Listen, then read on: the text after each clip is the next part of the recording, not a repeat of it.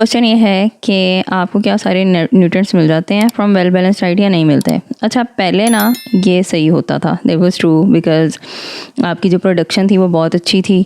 अब बहुत सारी चीज़ें चेंज हो गई हैं in the past few years, ठीक है। तो अगर आप खाली ये कहते हो कि जी सिर्फ आपने हेल्दी डाइट लेते रहना है, उससे आपकी सारी रिक्वायरमेंट्स पूरी हो जाएंगी, तो टुडे इट्स नॉट ट्रू। क्योंकि आप ये देखिएगा कि आप रिकमेंडेड डेली अलाउंस जो होती है ना, RDA, जो हम जिसकी बेसिस पे हम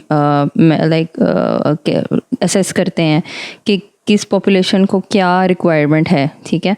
तो 90% जो लोग होते हैं ना, उनको लगता है कि उनको बैलेंस डाइट मिल रही है, लेकिन उनके लेवल जो RDA के होते हैं किसी भी विटामिन मिनरल के, वो पूरे नहीं हो रहे होते। फॉर एग्जाम्पल हम जिंक की एग्जांपल लेते हैं, इसका जो RDA है वो 15 mg है और एवरेज इंटेक जो है ना वो उसकी 7.6 mg है, ठीक है। इसकी ये रीज़न इसकी क्या है, फार्मिंग अब ऐसी हो चुकी हुई है, फूड प्रोसेसिंग बहुत ज़्यादा होती है, स्टोरेज के मेथड्स चेंज हो चुके हैं।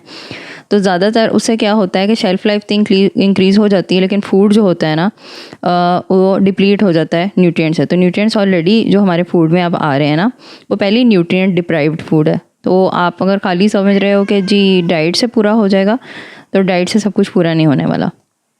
नेक्स्ट आ गया जी कि अगर आपको ऑप्टिमम हेल्थ चाहिए, तो उसमें देखें 2 चीज़ें हैं, या तो आपको ऑप्टिमम हेल्थ चाहिए, ठीक है, या फिर आप ये चाह रहे हो कि जी बस नॉर्मल रहे और मतलब बीमारी ना लगे, ठीक है। ऑप्टिमम हेल्थ में ना कुछ चीज़ें आ जाती हैं, जैसे आप बहुत अच्छा फील करते हो रादर देन कि जस्ट ओके फील कर रहे हो, ठीक है, और ये कि ज़्यादा आप बीमार नहीं होते। और दूसरे नंबर पे भी चीज़ आ जाती है कि हम बस इतना ले लेते हैं कि हमें डिफिशेंसी डिजीज़ ना लगें, ठीक है। तो आपको थोड़ा सा ना इसमें दोबारा समझने की ज़रूरत है। तो मॉडर्न लाइफ जो होती है ना, वो पहले से ज़्यादा जो हमारी मतलब ओल्डर जनरेशन थी ना, उनसे ज़्यादा हमारे ऊपर स्ट्रेस भी डाल रहा है। उन्होंने पोल्यूशन नहीं देखी, ठीक है, इतना स्ट्रेस उन पे नहीं था। मेडिकेशंस बहुत ज़्यादा हम यूज़ करते हैं, फूड एडिटिव्स बहुत ज़्यादा है, फूड प्रोसेसिंग बहुत ज़्यादा हो रही है। तो ये सारी चीज़ें जो होती हैं ना, ये हमारी न्यूट्रिएंट्स की जो नीड है ना, इसको काफ़ी हद तक इंक्रीज़ कर चुके हैं।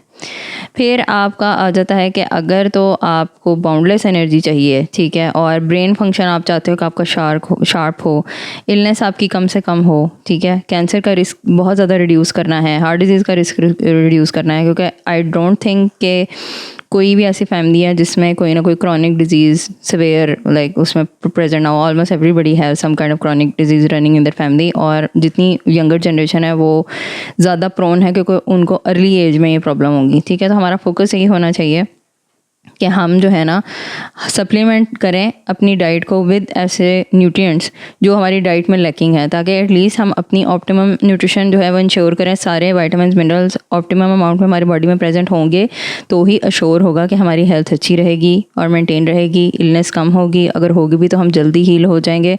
और बहुत सारी क्रॉनिक डिजीज़ जो कि इंटरनल प्रॉब्लम ज़्यादा होती हैं रादर दैन कि एक्सटर्नल किसी वजह से हो रही है, जैसे कि वायरस बैक्टीरिया के बजाय ना इंटरनली जैसे प्रॉब्लम हो रही होती है, हार्मोनल रिलेटेड इश्यूज़, कैंसर, ये सब, तो उसको फाइट करने के चांसेस और उसको अकरेंस के चांसेस जो है ना हमने मिनिमाइज़ करने होते हैं, ठीक है। इसीलिए मेरी रिकमेंडेशन ये है कि एटलीस्ट गुड मल्टीविटामिन डेली जो है ना एटलीस्ट 1 टैबलेट, और ब्रेकफास्ट के बाद आप ले लो 1 आवर बाद। और अगर आप एनीमिक हो तो उसके जो सप्लीमेंटेशन होती है वो थोड़ी सी डिफरेंट तरीके से करनी होती है। तो अगर आपको एनीमिया के लिए चाहिए तो you will contact me and I will tell you details कि किस तरह से आपने उसका सप्लीमेंट लेना है। And thank you so much for listening. अपना ख्याल रखिएगा। अगर आपको रिक्वायर्ड हो कुछ भी तो आप इस नंबर पर व्हाट्सएप कर सकते हैं and I will get back to you. अपना ख्याल रखें।